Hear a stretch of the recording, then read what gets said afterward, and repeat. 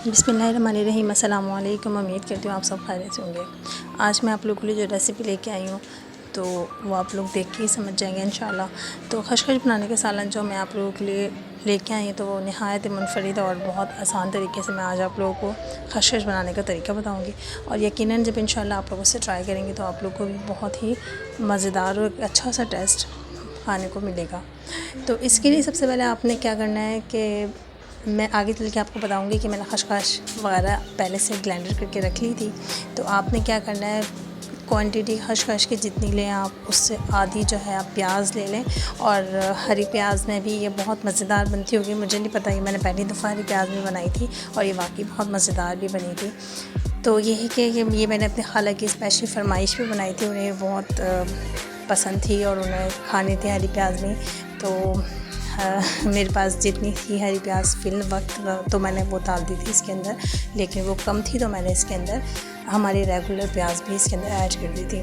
अब आपने प्याज को इतना ज़्यादा कोई फ्राई तो करना नहीं है, तो आपने क्या करना है, इसको स्लो आंच पे ही मतलब मीडियम टू लो पे ही आप इसे फ्राई करें ताकि ये नरम रहे और कड़क ना हो। अच्छी तरह भूनने के बाद मैं आपको इसका प्रोसेस बताऊं खशखश का। खशखश मैंने जो है रात भर भिगो दी थी और सुबह मैंने उसको अच्छी तरीके से धोने के बाद छान के उसको धोते हैं ताकि उसके अंदर मिट्टी वगैरह जो है उसे रिमूव हो जाए। और मैंने उसको ब्लेंडर में जो है हम जो हमारा ब्लेंडर होता है जूस वगैरह का, उसके अंदर ही मैंने उसको ब्लेंड किया था। तो आप उसके गैप दे कर ही तकरीबन ब्लेंड करेंगे तो इंशाल्लाह वो बहुत ही बारीक अच्छी सी पिस जाएगी। अब प्याज मेरी नरम हो गई थी तो मैंने इसके अंदर थोड़ा सा लहसुन अदरक का पेस्ट डाला और टमाटर भी मैंने इसके अंदर पीसे हुए ही ऐड करें। और इसके अंदर मैंने बारीक कटी हुई थोड़ी सी यानी कि हस्बे जायका हरी मिर्चें ऐड करी। और स्पाइसेस हमारे रेगुलर वाले घर के ही इस्तेमाल के जो हमारे पास मैसर होते हैं, लाल मिर्च, हल्दी, कुटी हुई मिर्च, नमक और पिसी हुई मिर्च। तकरीबन आपने जो है तमाम चीज़ें अकॉर्डिंग टू टेस्ट ही डालें, पर मैंने तकरीबन हर चीज़ें आधी चम्मच ही डाली थी क्योंकि मैं हरी मिर्चें भी ऐड कर चुकी थी इसके अंदर और मिर्चें मैंने कुटी हुई भी डाली और पिसी हुई भी, तो इसलिए मैंने थोड़ी सी डाली ताकि मज़ेदार मतलब कि मज़ीद स्पाइसी ना हो जाए। तो इसको जब तक मैंने कवर करके रखा था कि ये सामान सारा जो है नरम हो जाए, तो मैं आपको अब जो है खशखश का प्रोसेस मैं आपको पहले ही बता चुकी हूँ। अब आप इसको देख लें कि मैंने कितनी बारीक इसको ब्लेंड करी थी और ये ग्राइंडर में ही मैंने इसको ब्लेंड करा था और ये बहुत ही अच्छी सी पिस गई थी। बस बशर्त आप इसको रात भर या दिन भर भिगो दें ताकि ये अच्छी सी नरम हो जाए। इतनी देर में जो है हमारा मसाला भी बहुत अच्छी तरीके से भून गया था, तो मैंने इसको चमचा वगैरह चलाया और इसके अंदर जो चीज़ मुझे थोड़ी सी मतलब कि कच्चापन लग रहा था तो मैंने उसको 2-3 मिनट और देने के बाद खशखश इसके अंदर ऐड कर दी। अब खशखश मैंने ऐड करी तो आपने क्या करना है, जग भी खंगाल के इसके अंदर पानी थोड़ा सा डाल दें क्योंकि खशखश जो है मज़ीद फूल ही जाती है। और इसकी भुनाई में सबसे मेन काम जो है इसकी भुनाई का ही है कि वो अच्छी तरीके से अगर खशखश भुने तो उसकी खुशबू और इसका जायका दोबाला हो जाता है। और यकीनन जब मैंने ये बनाई थी बहुत फरमाइशी खशखश थी, तो मेरी खाला के लिए मैंने स्पेशली बनाई थी तो उन्हें बहुत पसंद आई थी और यकीनन जब आप लोग भी इसे बनाएंगे तो आप लोगों को भी बहुत पसंद आएगी। अब आपने मीडियम टू लो फ्लेम पर इसको तकरीबन भी 20 से 25 मिनट के लिए ढक के रख देना है ताकि ये अच्छी तरीके से जो है भुन जाए और ये अच्छी तरीके से पक जाए।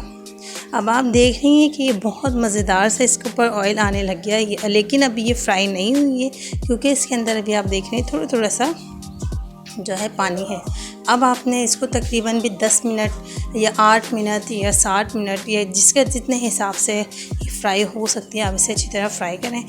अब मेरा ये है कि फ़्राई का प्रोसेस अल्हम्दुलिल्लाह कंप्लीट हो गया था, तो मैंने इसकी गार्निशिंग के लिए सिर्फ हरा धनिया और थोड़ा सा गरम मसाला रखा था पिसा हुआ, क्योंकि गरम मसाला मैंने शुरू में नहीं डाला और ना ही मैं शुरू में डालती हूँ।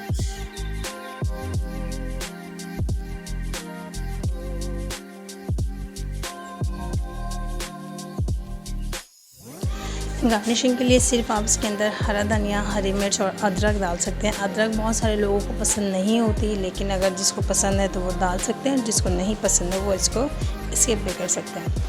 तो अदरक से एक बहुत अच्छी खुशबू सालन में जो है रोनमा होती है।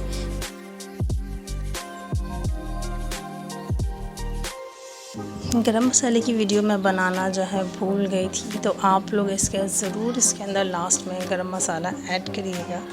मैंने हरा धनिया 2 प्रोसेस में डाला, एक दफ़ा डाल के उसको भूना ताकि उसकी खुशबू अच्छी तरीके से रम जाए, और अब फाइनल टच देने के लिए मैंने इसके ऊपर फिर से हरा धनिया गार्निश कर दिया।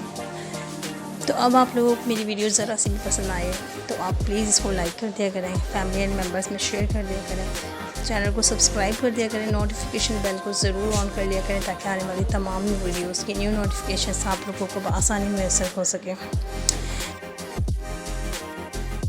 अल्हम्दुलिल्लाह अब मेरे पास मज़ेदार से खशखश तैयार थी, और जब आप लोग इसे बनाएंगे तो यकीनन आप लोगों को भी बहुत मज़ा आएगा। तो अपना फीडबैक से मुझे ज़रूर आगाह करा करें, अपना और अपने परिवार का बहुत सारा ख्याल रखें। मिलते हैं नेक्स्ट वीडियो में, जब तक के लिए अल्लाह हाफ़िज़।